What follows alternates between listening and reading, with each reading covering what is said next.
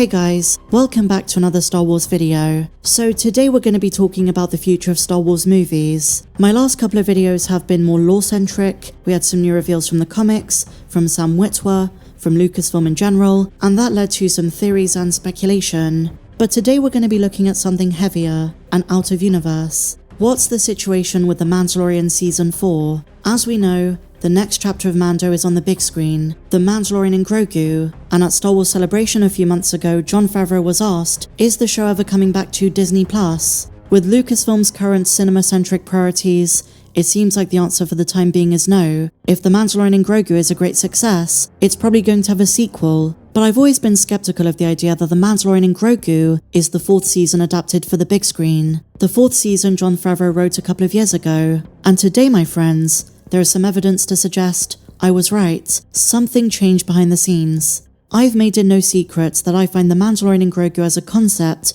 very confusing. Everything we know from the leaks and the rumors seem to be a weird next step for this story, considering everything we saw in Season 2, Book of Boba Fett, and even the controversial third season. Nothing about this, Embo, Rotta, Sigourney Weaver's character, seems like a natural progression. It feels like a distraction from the main story. It just seems strange to have so many big players around during this period of the New Republic, and instead of furthering the plot with what's happening on Mandalore, how will their society look as they rebuild? As Katie Sackhoff said, and even Emily Swallow expressed, what are some new challenges now that their homeworld is back and all of the clans are reunited? And also, how are they going to deal with sensing the pending threat of Thrawn?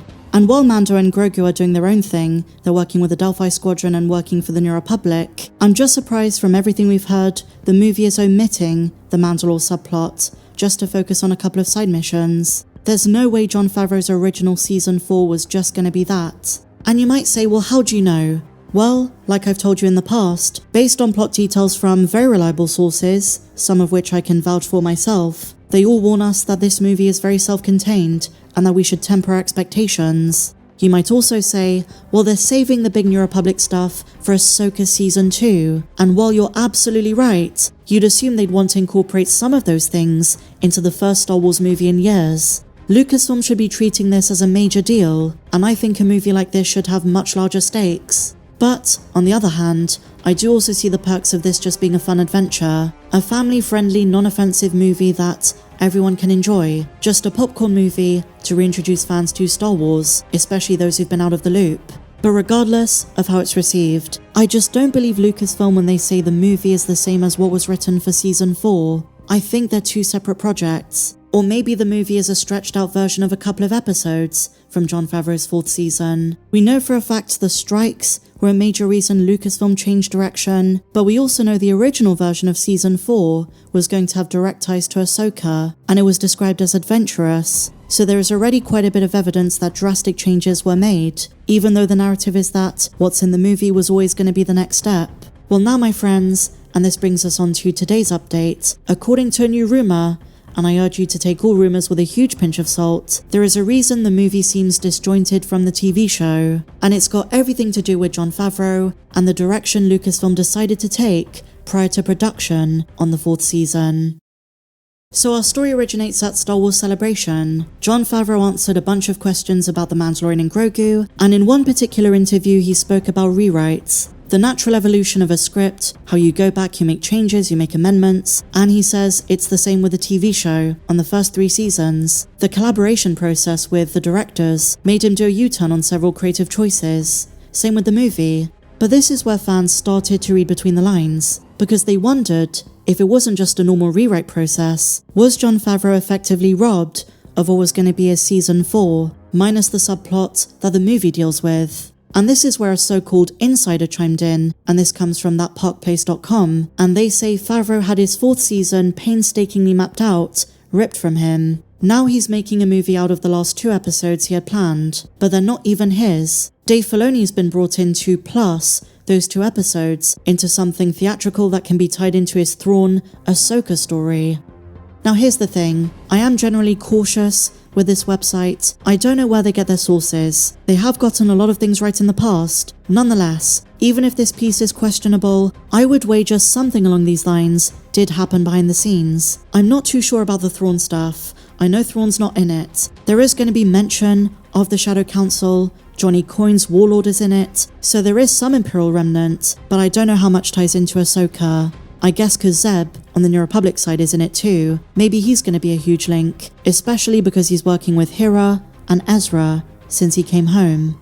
So while that part of the rumor is a bit more iffy, I definitely agree about Dave Filoni. Considering the Clone Wars connections, Rot of the Hutt, Embo, who Dave even voices, I would be very surprised if Jon Favreau was the one to suggest those characters. The fan service cameo stuff has Dave Filoni written all over it, so whether this rumor is just a guess or something they've heard, it's probably quite close to the truth, because at the last celebration, back in London in 2023, Jon Favreau already started working on his Mando Season 4 script, and I can guarantee you it was very different to what this movie's gonna give us.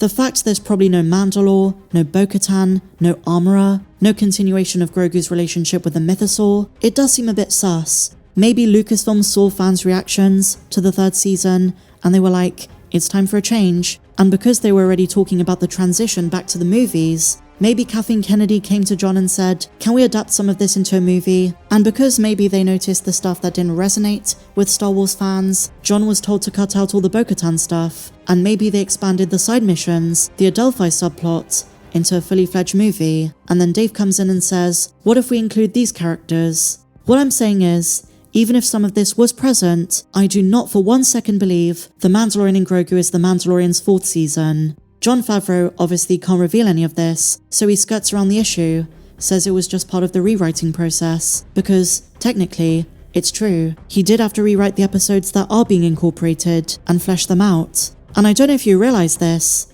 but if The Mandalorian and Grogu flops, this might be one of the very last Jon Favreau Star Wars projects, because as we know, after this, at least for the meantime, he's stepping away. He's taking some Star Wars actors with him to work on Oswald the Lucky Rabbit, another TV show for Disney+, but not Star Wars. Like I said, if Mando and Grogu does well, he will be asked to return. But in the meantime, aside from co-producing on Ahsoka, after this, if you look at the upcoming slate of content, there is nothing left for him, and I suppose that would mark the end of an era.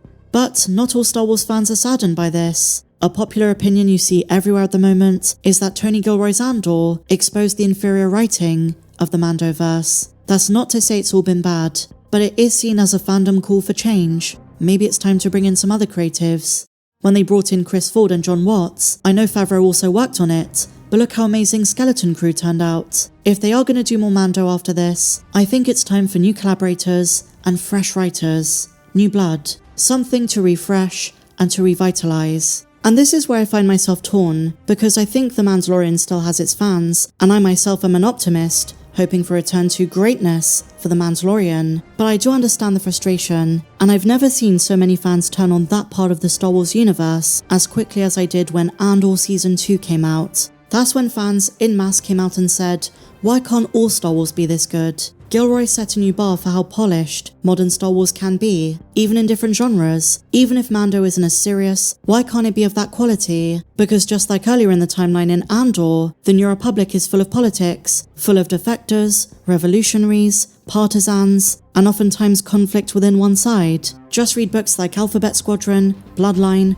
or even the Aftermath trilogy. Imagine a Gilroy quality show focusing on the politics of the time period being explored by Favreau and Filoni, and even a bit later leading up to The Force Awakens. Some say that by comparison, the Mandoverse feels very infantile, and when the Mando spin-offs were first announced, whether it was Book of Boba Fett, in the Mando Season 2 post-credit scene, Rangers of the New Republic, Ahsoka, then a couple of years later Skeleton Crew, fans had way more faith in Favreau and Filoni. We saw the direction they were going in. Some called them the saviors of the franchise. But then bad will set in, with Book of Boba Fett, and then what is called the downfall of the Mandalorian show. So you can see why Lucasfilm decided it was time for a change, and for them, that meant bringing Mando and Grogu to the big screen. Is it going to pay off for them? We don't know yet. But from everything we've heard about the movie, I don't know if it's the right direction. What they should have done was adapt Ahsoka Season 2 for the big screen. You have Hayden Christensen back, Ewan McGregor, so familiar characters to draw in the general audience,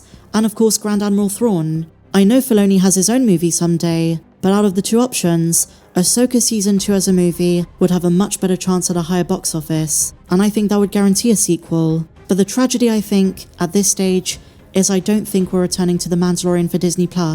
If we do, It's quite a few years away. Just my prediction, but what do you guys think? Share your thoughts on everything we spoke about in the comments down below.